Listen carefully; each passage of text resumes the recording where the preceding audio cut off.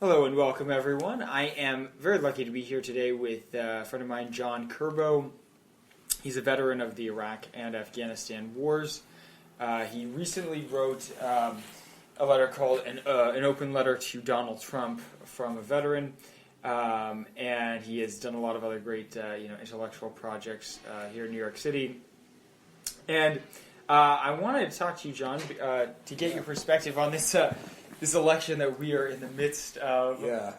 Before you go anywhere, though, I do want to ask, because I remember you've mentioned how sometimes civilians, people like me who have no military experience or no familiarity with that world, have a tendency to talk to veterans in a way that can be kind of insensitive, or you said that you almost feel like it'd be great if there was a class that would teach civilians on how to talk to veterans. What exactly do you mean by that? Sure. There's actually, funny speaking, there's some good YouTube videos about how, 10 things not to say to a veteran, and what civilians sound like to veterans.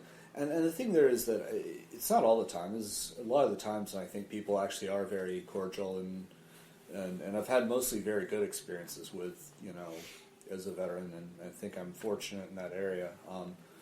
And so I don't want to come across as disgruntled, nothing is over, nothing, you just don't turn it off. Yeah. Don't get me wrong, there's been horrible experiences veterans have had back in the Vietnam War, and sure. Even today there's still some horrible experiences they have in terms of liaising with the civilian population. No doubt. But in my experience, and I can only speak for myself, for the most part I've had very pleasant interactions. There's places I can't even go without people thanking me or wanting to buy me a beer or shaking my hand or whatever, and it's, at the same time, there certainly is a disconnect many times, especially when veterans return to go to college. And there are ways that some people can come off without meaning to, is being a bit naive and insensitive and unintentionally, it's usually not a huge deal, but, a little bit abrasive. For example, the question, did you ever kill anyone? That's usually not something to initially ask a veteran unless you know them or unless you establish some conversational rapport. The reason is, there's a good video that explains this. If they have, they often don't want to talk about it, or at least they don't want to just talk about to a total stranger they just met 10 seconds ago. Right. And if they didn't kill someone, they'll often feel, bad because they weren't out there with their buddies, in a certain firefight or something. And I've had, for example, I've had buddies that were in a totally, in a big firefight in Center City. It lasted, and I've heard accounts from 8 to 12 hours, depending on, different people I've heard from. This was a huge defining point in the Iraq War in 2004, and it actually traumatized some friends of mine that were out there, and I've had, I wouldn't call it guilt, but I've, it's something that still bothers me that I wasn't out there. It no fault of my own. That said, I don't have what they call survivor guilt, but there are people that do have that, where they really wish they were there, and they grieve because it was their buddy and not them. So the thing is, when people talk to veterans, you don't know what their experience was. The best thing to do is just be mindful of that, and I'd say just watch a few of those YouTube videos, just YouTube how to talk to a veteran, or how 10 things you don't say, or whatever. I've ran into people that openly told me they didn't even know I was a veteran. They thought I was just they think oh, how could this guy ever be, This guy was like, I have no respect for people that join the military. They should know better. And just he served me coffee while he's saying this. And I'm thinking, fuck you, thanks for the coffee, though. Yeah. And I was just kind of biting my teeth, and I'm, One thing I do have to ask, though, is that, because you write in this letter that you wrote to, this open letter you write to Donald Trump, you say that one really difficult thing about being a veteran is you go to the other side of the world to fight for America, and then you come back to America and you see how divided the country is. That was a very personal, and this is something that would probably go beyond the scope of any one discussion. I mean, this is something I'm going to have to write a book in of itself about. And there's a paper I wrote called One Community at a Time. It was actually modeled after a paper called One Tribe at a Time about Afghanistan, about the idea of the story of a Special Forces Green Beret team that lived and fought alongside Afghans in a village in actually an area of Afghanistan where I was actually in. Probably flew over this village a number of times.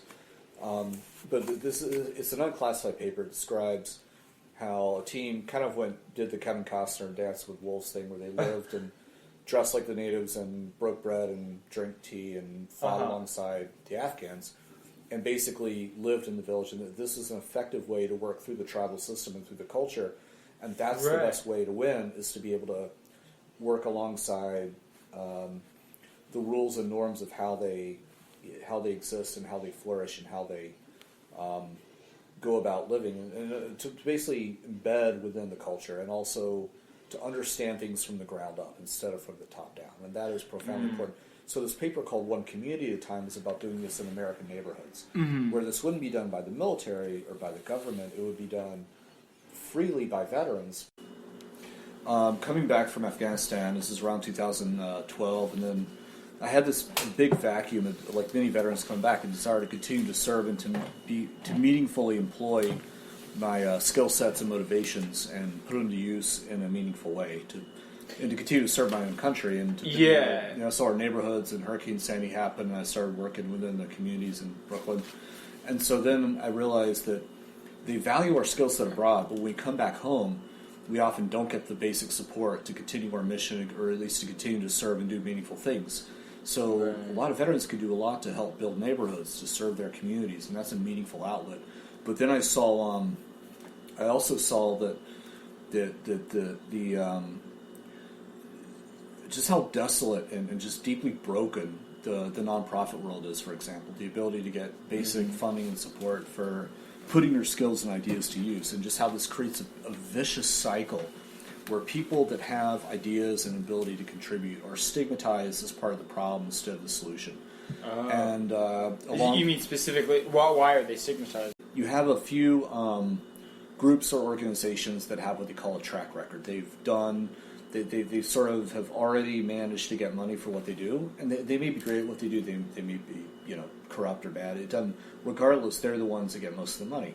Most charity tends to work this way, where you have a few really big brand names that are very well recognized. They get a lot of funding, and then smaller startup ideas, no matter how good they are, they often have a very hard time getting even basic resources, because people say you have to have a track record to get funding, but then in order to get funding, you have to have a track record. But to have that track record of success, you need basic money. It's a vicious cycle of chicken or egg bullshit, and this is incredibly damaging, not just to people in these communities that have ideas and talents and skills and passions to facilitate solutions in their own neighborhood, but they can't get any funding.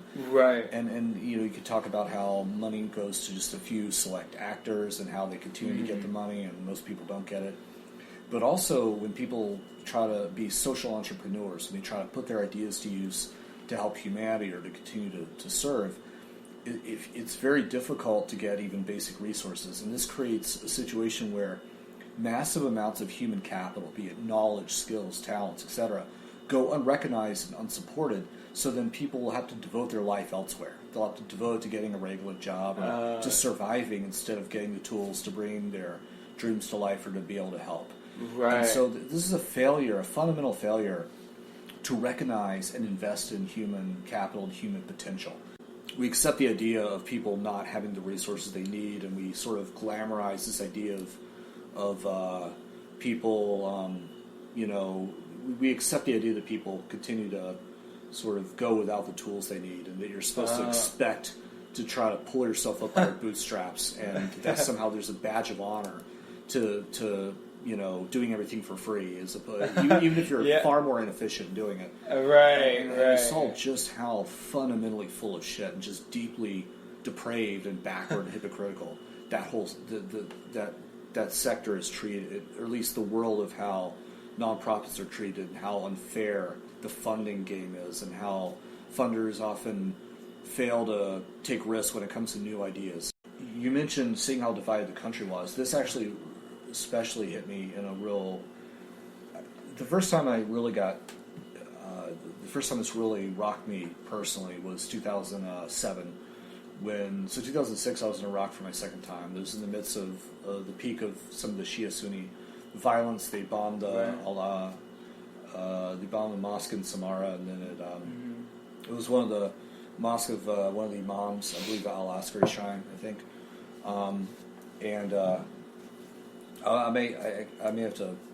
I think it was the one, but they basically, what happened was this unleashed. It was obviously outsiders like Al Qaeda in Iraq, and it was not Iraq. Like, this is not something Iraqi insurgents would normally do. They would not normally. Most Sunni insurgents would not bomb a Shia mosque.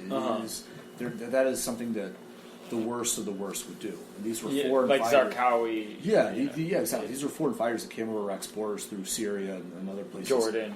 And they played with this proxy war between, surrogate, war with Iran, coming over through Basra, supporting the Shia militias and stuff like that, and then Sunni insurgents supported and funded by, those channels. So Iraq became a proxy battleground of these two. The sort of Shia-Sunni became the fault line, the default sort of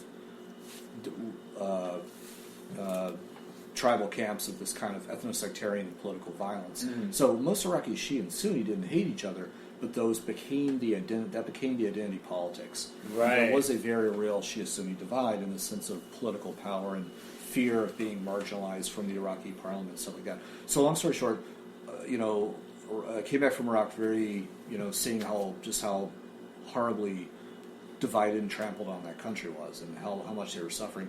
And then in 2007, I was working in the U.S. Central Command in Tampa, where they have Central Command and Special Operations Command, SOCOM. Mm-hmm. So I was working there as a liaison, and then that's where they had that was when they had the troop surge. And I saw the way Congress was voting on the troop surge was profoundly upsetting to me. And the reason was, if you take a moment and look at what the troop surge meant, well, what are the variables that we use to evaluate this decision? On the one hand, you have the lives of soldiers, and on the other hand, you have the future of Iraq and the lives of Iraqis, plus the stability of the region through a proxy war. So however you feel about the troop surge, whether you think we should stay in Iraq or pull out, whatever your decision calculus is, there's some serious variables there that involve the lives of soldiers and Iraqis. So the decisions you make based on that, the last thing that should matter is what fucking party you belong to. Mm-hmm. Being a Democrat or a Republican should have had absolutely nothing to do with that decision calculus, and yet that vote on the troop surge was split almost neatly, almost perfectly along party lines. Mm-hmm. And that's when it really hit me. The tribalism I saw in Iraq, and then eventually would later see in Afghanistan, the kind of tribal system, as frustrating as it could be, actually made sense in context. And yet I felt like our country had become tribal in a way that was far less honorable. I felt that our Congress had become its own tribal warfare in a way that was far less excusable than the tribal warfare in Afghanistan. And that was deeply upsetting to me. Mm-hmm.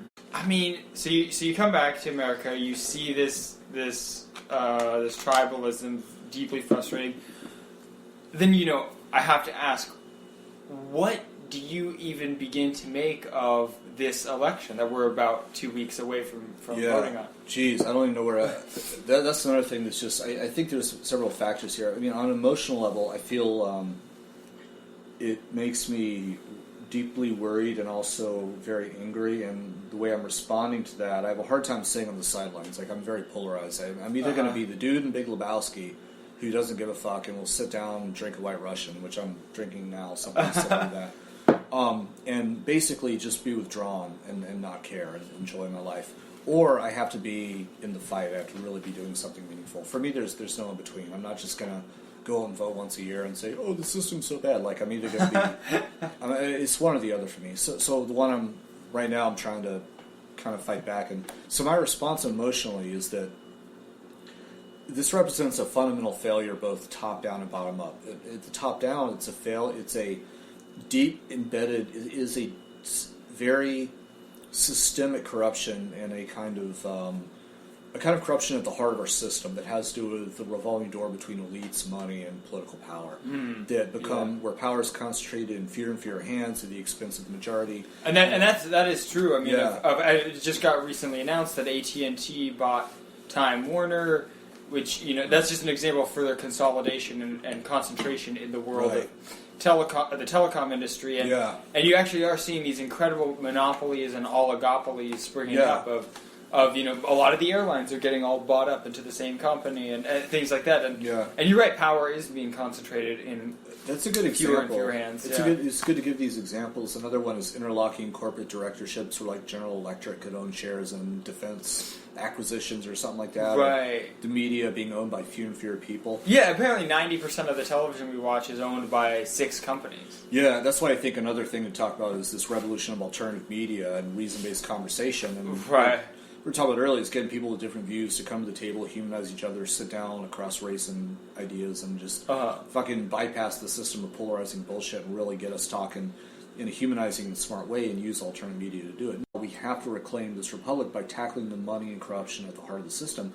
And the thing there is that most people are seeing that, but they're seeing it from different angles. People, whether they're black, white, rich, poor, whether they're angry poor whites voting for Trump, or they're Bernie supporters, or they're people, they're minorities who've been marginalized for decades. We're all seeing this from different angles. And I think we're speaking different political languages and converging on this as different political and demographic tribes, but we're coming to we're seeing the same picture.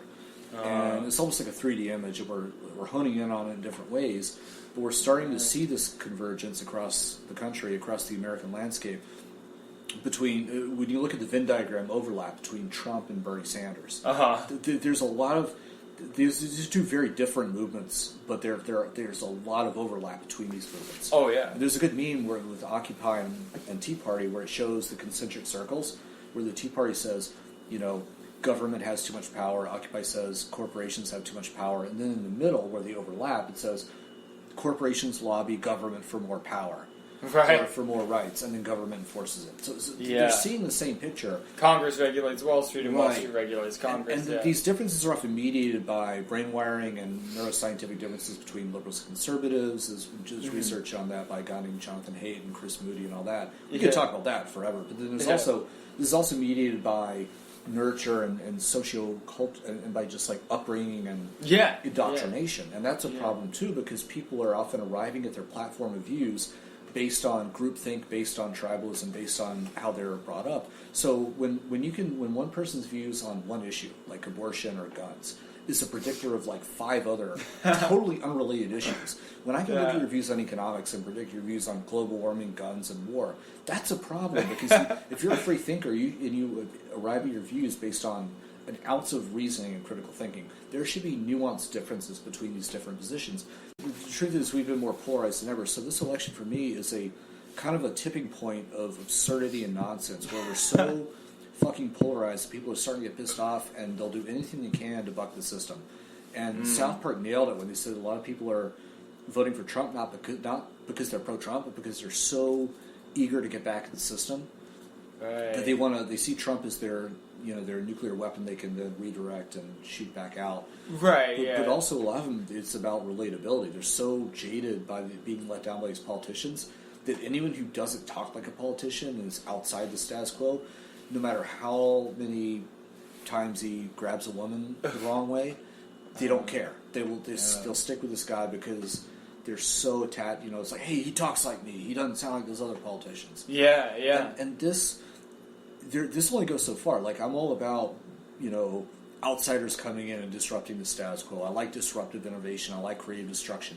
I want some asshole to go in there and fucking kick-ass take names and chew bubblegum. I want that. But there's a line of how many lies you tell.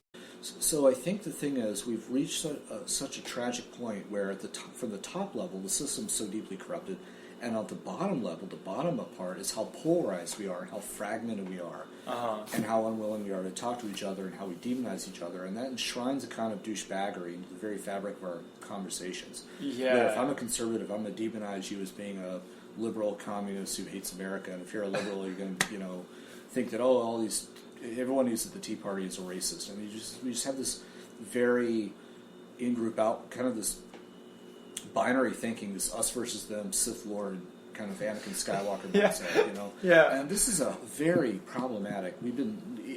Arguably, we haven't been this polarized since the Civil War or even before it, and there's data to back this up. So, that said, regardless of how people feel about the data on political polarization, we all agree that we're extremely polarized. Yeah, and that's the one thing we can agree on. Exactly. So like that's. I feel that this election is what's the technical military term for it, a clusterfuck. I don't have an answer for it. I mean, I personally think a protest vote's good. What do you mean by protest vote? The idea there is that, your vote's not literally going to tip the scales. It's not like my personal vote's going to somehow change it, Voting counts. We have the freedom to vote. People died for a right to vote. Vote however you want. If you vote your conscience, you're not wrong. My vote does count even if I vote for a third party because it's a protest vote. You're making a statement. So you could say, well, I don't want to give my vote away. It's like, well, your one vote isn't going to make a difference. What makes a difference is you and thousands of other people making statements. Now, Yeah, and do you think? I mean, why do you think? Because among veterans, I think that I think Trump is leading among veterans among the last polls I saw, though it can change drastically. But also, Gary Johnson is hugely popular among veterans and active soldiers. Why do you think that is? Why do you think that he is so popular? I wish I looked more into that. I've been tracking Gary Johnson a lot. I'm very interested in the dynamic there. I think so. Actually, I'm not really in a good position to answer that, but I think it's an interesting question to ask. I think a lot of it is people are very jaded by the status quo. I also think veterans, maybe on average tend to lead a little more right, a little more libertarian, self-reliant kind of thing. But they also understand the idea of safety nets. I mean, the military is kind of the optimal hybrid between safety nets and socialism and rugged self-reliance. I mean, you have all of that. You have the biggest elements of kind of rugged self-reliance, but you also have collectivism and take care of your buddy, and you're always going to have kind of a chain of command or a army emergency relief. You're going to have a safety net. The army is the ultimate safety net. Yeah. But it's also the ultimate driver of leadership and individual initiative and responsibility. So you get the best of all of that when you're in the military. Right. So I think that veterans, a lot of them understand the nuances of these different sides, and it's hard to categorize yourself as belonging to a rigid set of political doctrines on one side. So most people, I think most Americans, tend to have views on both sides. But you served in both Iraq and Afghanistan, and Iraq is, well, we're still involved there, and it's still a topic that is being brought up in this election a lot. Trump likes to Trump criticizes our intervention in Iraq as a way to attack Hillary Clinton. Yeah. Hillary Clinton says she has a plan for improving things there. I mean, first off, one question I think a lot of people want to know is, as a veteran, do you have, because there's this feeling in America of disappointment and that we failed at our job in Iraq because of the violence that's happening there now. Yeah. As a veteran who worked there, I mean, where did we go wrong? Or, that was really a haunting thing for me. I know a lot of people felt this way. We really wanted to a lot of us wanted to make a difference, and there's part of me that felt like, this is unworkable and we're doing all this for nothing and it sucks and we just want to, like there's no chance that we could have, or even if we can, we just get very jaded and we get tired of trying to believe in anything higher up. We get tired of trying to see anything redeeming in this. And then there's also another part of me that really genuinely wanted Iraq to thrive, and I still want Iraq to thrive. I care deeply about that country, I really do, and the people and all that. There's a lot of mistakes along the way, like de-Baathification, taking jobs away from the Iraqi insurgents who could have. So now instead of being reintegrated into the population, they're now out of a job, and now they're going to go become insurgents. That was a huge mistake. Yeah. Now that said, I think I felt like this.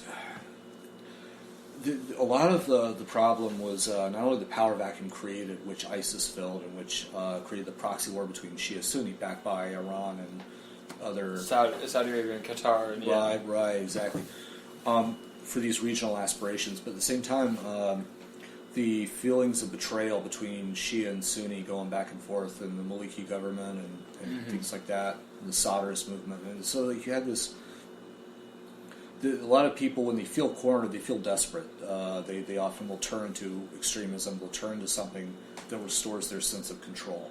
So a lot of Sunnis felt very betrayed by the Maliki government, by the Shia government, Yeah. And there's a phrase, I think the author's name is John Hope or something. He wrote a book called How the Poor Can Save Capitalism. I think that's the book. I haven't read it, but it's a very good book. And there's a quote from that called where he says, the most dangerous person is a person without hope. That is profound because, and this can apply to our country here at home. Yeah. It can apply all over the world. When people feel they have no hope, when they feel marginalized, threatened, they feel that the government is siding against their tribe or their sect or their future, they're going to hedge in favor of feeling a sense of security or feeling a sense of control. And a lot of militants, both Shia and Sunni, capitalized on this fear, this vacuum. And this hopelessness of that the government was going to... Yeah, so Muqtada al-Sadr masterfully did this with poor, disenfranchised, angry Shia, especially in Sadr City and Baghdad. And Sunni insurgents, and now ISIS, is doing it with a lot of people that feel like they have nowhere to turn. Well, and it's interesting you bring up that hopelessness, because sociologists have found that the counties in America where the death rate for white men, the counties where that death rate has gone up the sharpest are also the counties where you see the most support for Donald Trump in this election. Right. Which is interesting that the hopelessness in the country, especially in certain sections of the country, has caused people to sort of lash out at the system. They don't trust the system. Yeah. They looked at the cognitive neuroscience and the moral psychology of why people vote, especially people that fear change, or they feel when people feel angry, desperate, or indignified or humiliated in some way, they often need to demonize an out-group, and then they bond to an in-group. So, the classic example is, these people are taking our jobs, and they get angry at immigrants. That's not to say that every argument against immigrants taking jobs is driven by, bigotry. It's not always the case. There could be some people that legitimately feel the economic argument is that these people shouldn't take our jobs. Although I'd say the data doesn't really support that. I think the data economically says that Mexican immigration or Latino immigration is actually not a big macroeconomic threat to your jobs. But and I'm willing probably better thing. And I'm willing to be wrong on that data set, but on a personal level. So I'm not saying that all or even most upset about immigrants taking the jobs is driven by bigotry, but it often is. And even when it's not, it often enshrines a kind of in-group, out-group dynamic where people say, they bond around something, around symbolism, around movements that give them a sense of belonging and a way to hedge against this feeling of being marginalized. Right. And then they become it's much easier then to galvanize them against an out-group or to demonize an out-group. And this out-group could be Hillary Clinton, it could be the status quo. I mean, there are legitimate reasons to be angry at the status quo. There are legitimate reasons for people to be, worried about Clinton. I mean, these are all. But at the same time, it also makes it easier for demagogues to play people against other outgroups. Right. Like to blatantly demonize immigrants or to blatantly demonize refugees. It's much easier to do that with people that are susceptible to tribalism and who are poor and desperate. Yeah, so in many ways there's a lot of parallels between Iraq and America right now in terms of what I mean, you can see some of the same effects and problems playing this out. Is something I'm working on several books, but one of them is about kind of a counter-extremism project here at home where we fight this polarization by identifying common ground and mapping out utility across groups. So, for example, in Iraq, the Anbar Awakening was about working with the Sunni tribes and saying you may not always like us, but your biggest enemy is Al-Qaeda and foreign fighters. Sort of like Alien versus Predator, where the enemy and my enemy is my friend. So people will make these temporary alliances based on that. So we're able to help stand up a lot of empower this kind of tribal leadership in these coalitions in the Sunni Triangle against Al-Qaeda. And in similar fashion, we can identify and map out common ground or common moral terrain or shared sentiments between the left and the right, or between Black Lives Matter and police, where you say, look, police want to go home to their families, they want to flourish. If they build a relationship with the neighborhood they're in, they're better able to do their jobs and catch the bad guys. They'll be safer walking the streets, and everyone's better off.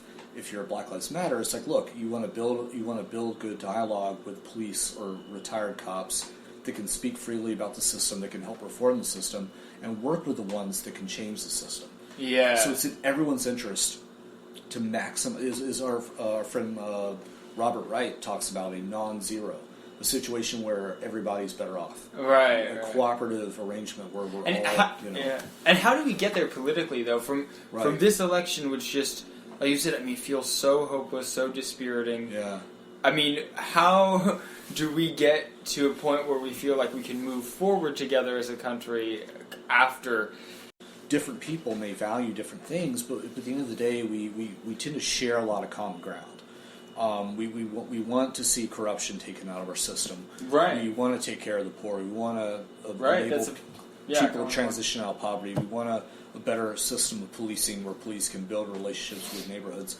Yeah. I think there's a lot. Take the issue of justice reform. This is something I've written a big paper on, and it's a big part of one of those books I'm writing, where the idea of social justice. People talk about this in very different angles. Liberals come at it from a very left-wing angle, talking about social justice and white supremacy and all this. Conservatives may talk about prison reform from a more fiscal efficiency angle, where they say that this mass incarceration is stupid, it's not effective, and you could also say, if you're a religious conservative, it's unchristian, it's cruel. What would Jesus do? Why are we doing this? Whereas liberals will talk about from more of a sort of kind of a harm care dimension of why are we ruining these people's lives and over a joint? It's just not. It's unjust.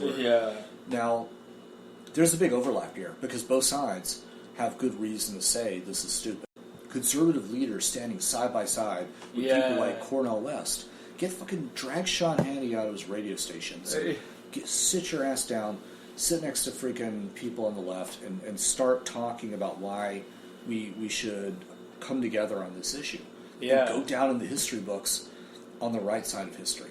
That's an area where both sides can come together, and that's where we can map out this kind of moral terrain that we share. But the way to get there is not through rigid argument, it's through humanizing each other, getting someone, Republican voter from the suburbs, to talk to a black guy who lives in the inner city, and just to see what we have in common and humanize each other face to face. Yeah, and create forums for that. Yeah. So. And why do you think that it seems both?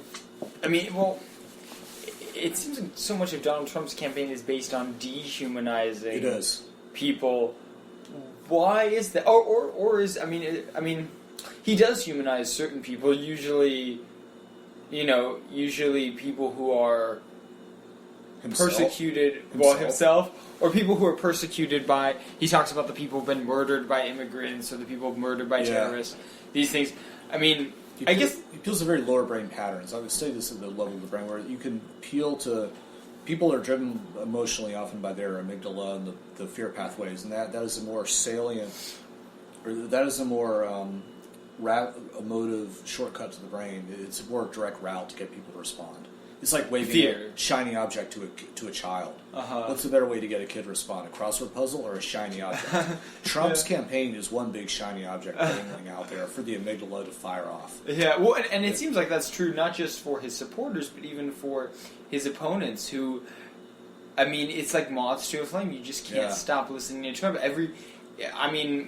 All of the people I know who hate Trump, all they do is talk about him. They don't even talk about Hillary's plans or anything like that. Hillary herself. I mean, her entire campaign is based around Donald Trump. I mean, everyone is riding this wave of free attention that is the Donald Trump campaign, including his opponents. I think one element of this election that's very misunderstood is this oversimplification of Trump voters by a lot of these douchebaggy political analysts and just like stupid racist people. Yeah, no, there's plenty of racism and bigotry and ignorance and lower brain tribalism that used by the Trump campaign. I mean, his tactics really do appeal to that, but he's playing a game, and I say this as my background was in psychological warfare, for example. I know exactly what he's doing. I see what his campaign's doing. It's actually incredibly skilled, and it's fucking brilliant. It's dangerously effective. Now, it's not just him. He has no filter. He runs his mouth. Wait, explain. It's dangerously effective. What do you mean you see what he's doing? our system of crony capitalism is bad. It's bad for poor people. It's bad for blacks. It's bad for whites. It's bad for cops. It's bad for rich people. It's bad unless you're one of the top 0.01%. The status quo is not working for you. Right. And there are ways to communicate this. Now, Trump's kind of an evil version of someone doing like I don't want to say evil. He's kind of on the dark side of doing this. Yeah. And he's doing it based on very lower brain appeals, but he's also speaking very sensibly about certain problems. Oh yeah. So it's like people ask, how does Hamas get elected, or how did Muqtada al-Sadr become so prominent among certain people in Iraq? Well, what happens is when there's a lack of options and a corrupt government and a status quo that's screwing people over, and people feel there's a lack of options, and then a demagogue comes in and speaks honestly about the corruption. And that is very effective. That's how, like, a lot of these Islamist movements get elected. That's how the Muslim Brotherhood, Trump is the same fundamental dynamic on a different level. Well, he speaks honestly about the corruption. People feel a lack of options. They feel it's a false choice between, the corrupt status quo or someone like Donald Trump. Take a lot of Islamic countries. They feel, or Middle Eastern countries, right? There's this false binary between secular dictators or autocrats and Islamist movements. We need a third option. We need democratic movements and democratic options for people to start, organizing themselves around. We need the language and the narrative to support this across countries and across cultures. Now, that said, that would be a multifaceted, multimedia initiative that myself and others are working on, talking about and doing and empowering and things like that. That means it is about creating a narrative and creating options and creating it's about a war of ideas, and the way you fight this war of ideas is you show that there's other options, and you create a narrative that can compete with the extremist, that can compete not only with the dictators but with the radical counter-dictator groups. That's brilliant. So you're saying that maybe our lesson from this election is that we need to create a third option that isn't... Absolutely. A counter-narrative, a third voice. You can be liberal, conservative. The main axis should not be left versus right. I think the main axis should be human dignity versus the suppression of human dignity. So if you're a poor farmer and you're a conservative, you should also be willing to support a protest against corporate power in Bolivia displacing a farmer in Latin America. Because, once again, the starting point, the anchoring point is human dignity. Mm-hmm. The other axis, I think, should be reason, science, and logic versus tribalism and dogmatism. I think that should be the main. So it shouldn't be about whether I'm a liberal or conservative. I'm going to reflexively side with something because I'm a liberal or a conservative. It should be about where does the evidence lead me. So I think the main axis should be reason and compassion. I think those two pillars should define how we come together and humanize each other and build a kind of third voice, a counter narrative. And with that message, would you say, is there anyone, I guess, who, if you're willing to say publicly, who are you going to be voting for on? I never say that because I don't want to I don't want to anchor. Turn off anyone. Yeah, I don't want to. I don't want people to associate my ideas with a certain candidate or party. Right. But I'll be honest. I think protest votes are good.